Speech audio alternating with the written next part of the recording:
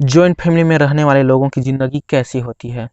जब आपस में 2-4 परिवार मिलकर एक साथ रहते हैं, तो एक दूसरे से लड़ाई झगड़ा तो होगा ही, क्योंकि बड़ा फैमिली है। जब बड़ा फैमिली होता है तो आपस में लड़ाई झगड़ा होता ही है, एक दूसरे से मनमुटाव होता ही है, एक दूसरे से ईर्ष्या जलन की भावना कूट-कूट के भरी रहती है। जो घर के वरिष्ठ होते हैं, वो अपना आधिपत्य सभी पर जमाए रहते हैं।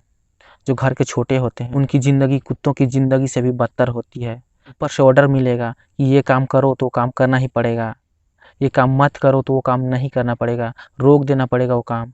लेकिन जो बड़े फैमिली में रहते हैं, उनकी ज़िंदगी कुत्ते से भी बदतर होती है। कुत्तों को तो टाइम टाइम पे खाना मिल जाता है। जो घर के बड़े होते हैं, वो सभी को गुलामों की ज़िंदगी जीने पर मजबूर कर देते हैं। उनके मर्जी के बिना चैन से सांस भी नहीं ले सकते। कभी चाचा चाची में लड़ाई हो जाता है, तो कभी बड़े पापा और पापा में लड़ाई हो जाता है। आखिर कब तक साथ रहेंगे? बड़ा फैमिली है तो साधारण सी बात है, लड़ाई होगा ही, क्योंकि सभी को अपना ज़िंदगी चैन से जीना है, ना कि गुलामों की ज़िंदगी। जो जॉइंट फैमिली में रहते हैं, वो सोचते हैं इससे अच्छा तो जब भारत गुलाम हुआ करता था अंग्रेज़ों का, तब की ज़िंदगी अच्छी थी। अपने मन मर्जी से सांस तो ले सकते थे, बस टैक्स ज़्यादा पटाना पड़ता था। जब घर से बाहर निकलते हैं तो बाहर वालों को लगता है कि इतना बड़ा परिवार एक साथ कैसे रह लेते हैं और इतना खुशी-खुशी लगते हैं। सच्चाई तो ये है कि जो बाहर से दिखता है वैसे होता नहीं है। अंदर से पूरी खोखली होती है जॉइंट फैमिली। बस बाहर दिखावा के लिए एक साथ आपस में मिलकर रहते हैं। कोई-कोई तो सोचते हैं कि काश हम लोग भी जॉइंट फैमिली में रहते, लेकिन उनको पता नहीं है 1 महीना रह के दिखाएँ जॉइंट फैमिली में। इतना बकवास क्यों कर रहा है सोच रहे हो? मैं भी जॉइंट फैमिली का ही रहने वाला इंसान हूँ। ऐसी हो गई है लाइफ, ना चैन से जी सकते हैं, ना चैन से मर सकते हैं। चैन की सांस भी नहीं ले सकते। जो घर के बड़े हैं, वो सभी पर अपना कब्जा जमा के रखे हैं। कुछ करने ही नहीं देते। कुछ करो तो जलने लगते हैं कि ज़्यादा तरक्की कर ले रहा है। बस वो टुकड़ा फेंके उसी को खाना है, बाकी अपने से कुछ कमाना नहीं है। आखिर कब तक ऐसे जिएँगे? इससे अच्छा तो अलग हो जाना ही बेहतर होता है।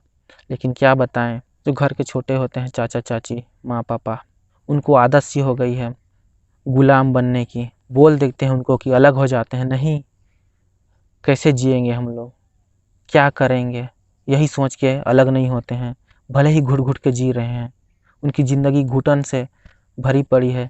दिन-रात आँसू बह रहा है। चैन से खाना भी नहीं जाता गले के नीचे। फिर भी गुलामों की ज़िंदगी जीने के लिए तत्पर हैं। मम्मी-पापा सोचते हैं कि क्या कर पाएँगे हम लोग? कुछ नहीं है हमारे पास। यही सोच के एक साथ रह रहे हैं। इसी सोच की वजह से जो घर के बड़े होते हैं, उनका फ़ायदा उठाते हैं। मैं छोड़ दूँगा तो इन लोग की ज़िंदगी कुत्तों से भी बदतर हो जाएगी। अरे कुत्तों से बदतर क्या हो जाएगी, पहले से कुत्तों की ज़िंदगी जी रहे हैं, उससे बदतर क्या हो सकती है। जब अलग हो जाएँगे तो अपनी मन मर्ज़ी से जी तो सकते हैं, चैन की साँस तो ले सकते हैं कम से कम।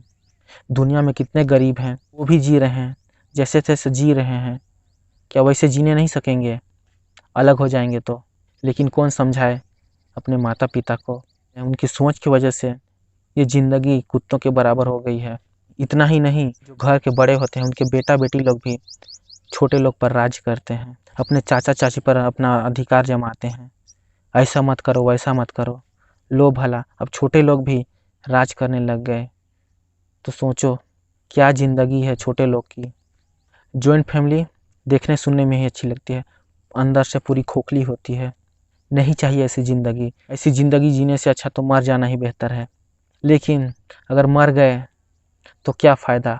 जॉइंट फैमिली से अलग होकर अपना ही कुछ कारनामा कर दिखाना और उनसे ज़्यादा सक्सेस पा जाना, तब पता चलेगा उनको कि उनकी औकात क्या है। बड़ा अधिकार जमाते रहते हैं ना, लेकिन एक दिन आएगा जब छोटे लोग भी अपनी ज़िंदगी में कुछ करेंगे, क्योंकि भगवान के घर में देर है, अंधेर नहीं।